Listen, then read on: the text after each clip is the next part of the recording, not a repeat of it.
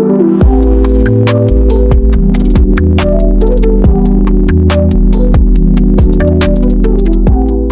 ako dahil si G. Manuel Billones, 19 years old, taga Bilog, Banlag, Valencia, Bukidnon, and second year ko. Ang program is BS Environmental Science. Start ko sa elementary pa lang, nag-start ko kanang ginagmayra ka ng drawing lang, huwag mga anime. Yan, nasa mga sticker. Pero nag-start ko nga kanang seryosan ako is pag-abot na sa college, first year na ako.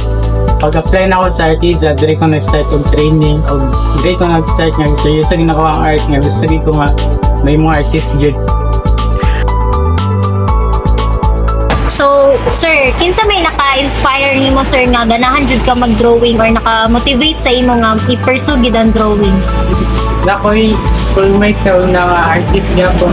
Nakita na ko siya ka video na commission, drawing of commission, and then naganahan ko kay na may parita niya. Interested ko nga i-person ako. Kanay imong drawing sir is kaning ikuan pa ba na nila sa imo nga kanay ilang gusto i-drawing or nanagid kay binuhat daan nga drawing tay sa nimo ibaligya? Kaning sa baligya kay lahi ang sa baligya o sa community. Kaning sa baligya is own ginani mo. Tapos ang commission is sila ang hatag og reference na. Gakuan ko sige ko kapil-apil og mga kanang activity nga related sa art, and sige po tanaw og mga videos about sa art sa Facebook and YouTube. Pero mas ako gid og tabang sa akong ma-inspire ko is kanang mag-attend og mga competition o mga workshop, especially sa Bukidnon, mga artist sa Bukidnon, mating collaboration kay gahatag sila og mga insight o motivation para sa kuha. Daghan nga yung mga tools. Bayan ko kung walay tools nga karong is diling ko maka-itog tiyagaan. Nakoy mga techniques nga ginagamit.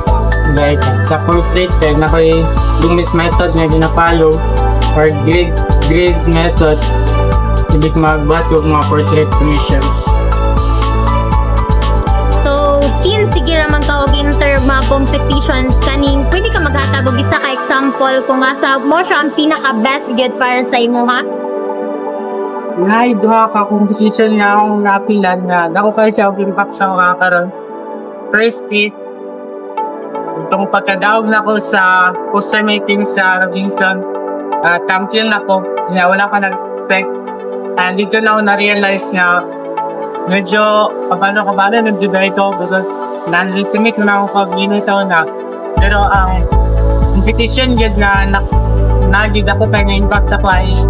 Magating na ako painting competition sa Valencia pero Robinson yapon, and kato kay wala ko na daw and last points sa good kaya ako ang pinakabante ato nga time, and because of that na-feel na ko naing na na-feel na mapili.